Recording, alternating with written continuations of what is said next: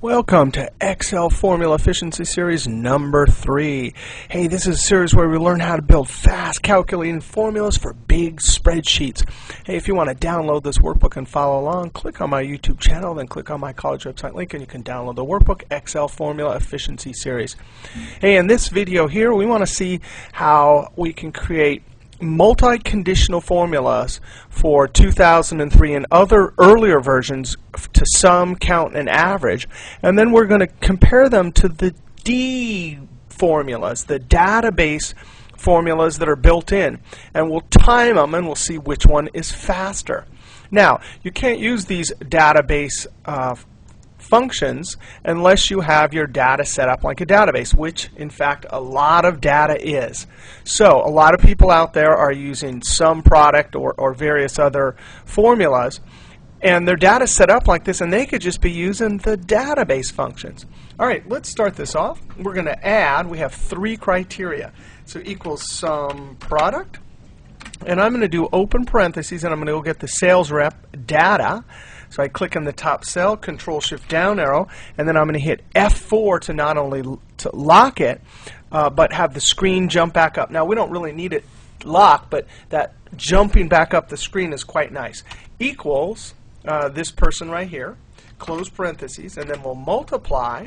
Notice we could have done our double negative as seen in the first video.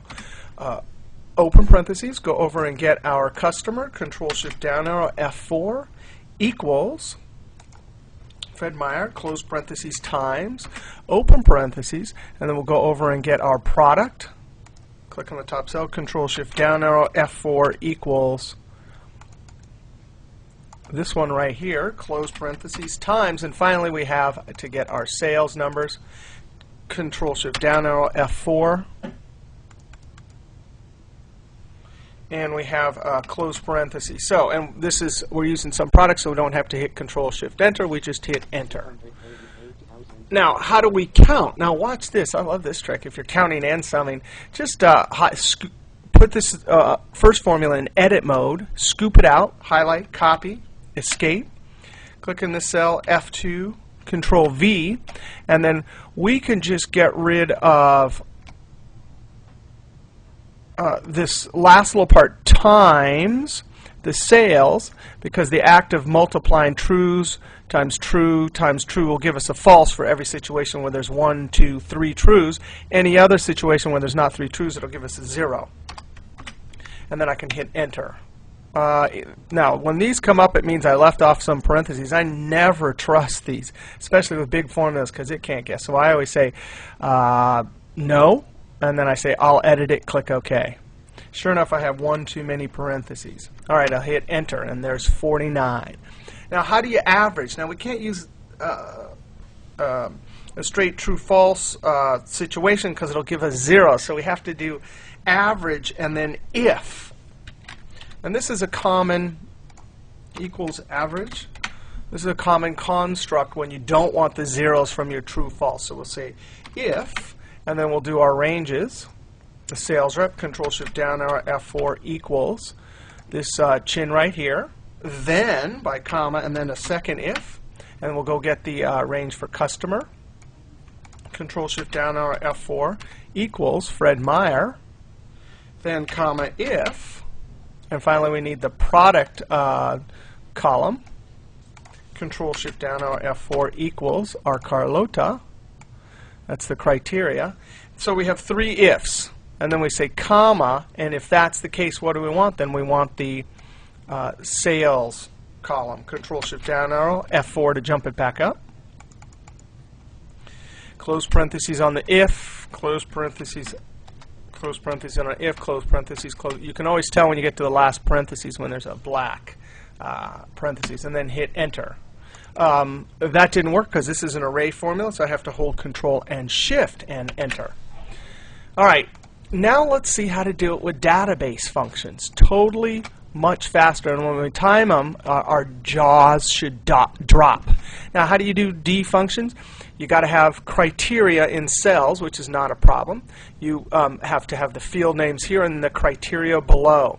In our last video, we'll see how to do a really complex 6 criteria with our D sum, and we'll be able to see that you can actually repeat columns if you want to have multiple conditions. All right, so you ready? Equals D sum. And D sum is pretty nice. It just wants the whole database, the field name you want to add, and the criteria. Ready? So we'll go get our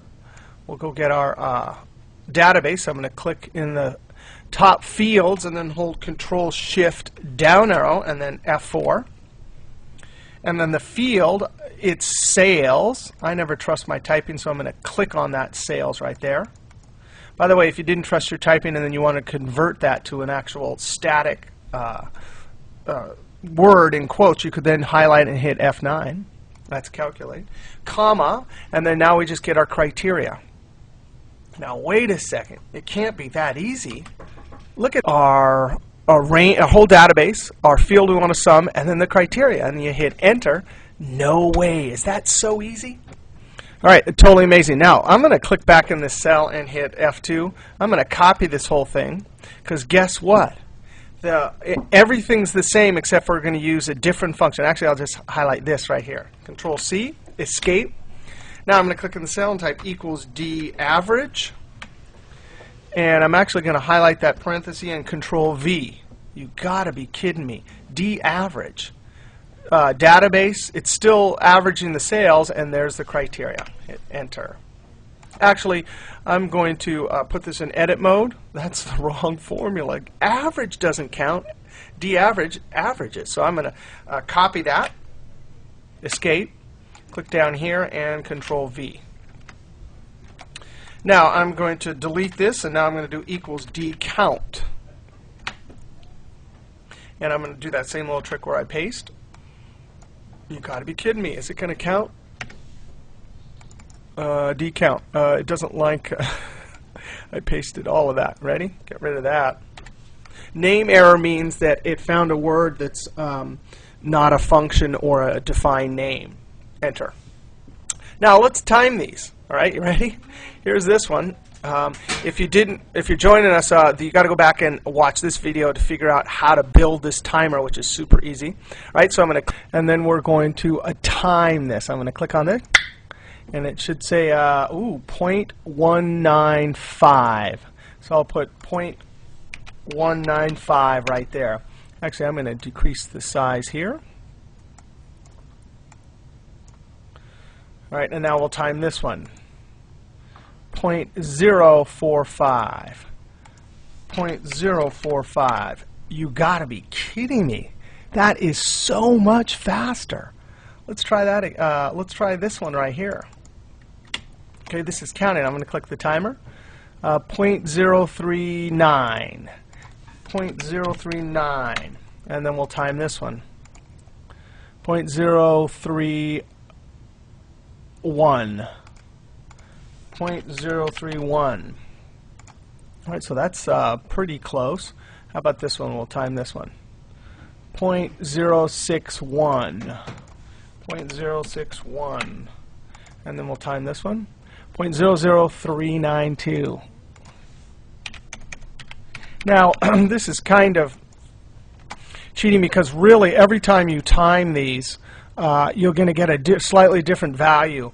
And usually the first one is the longest, and then subsequent ones are a little bit shorter in time. And so really it's best to take 3 of each and average them. But let's just see on this basic little test here how much faster the D formulas are. I'm going to say equals the end value divided by where we started minus 1. You got to be kidding me. 75% faster, 20% faster, 90% faster. That is just amazing, but that's the fact.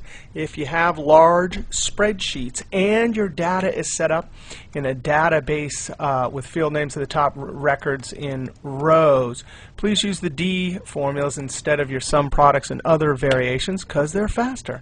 All right, in our next trick we'll see Excel 2007 formulas and how those will even blow away the D formulas. See you next trick.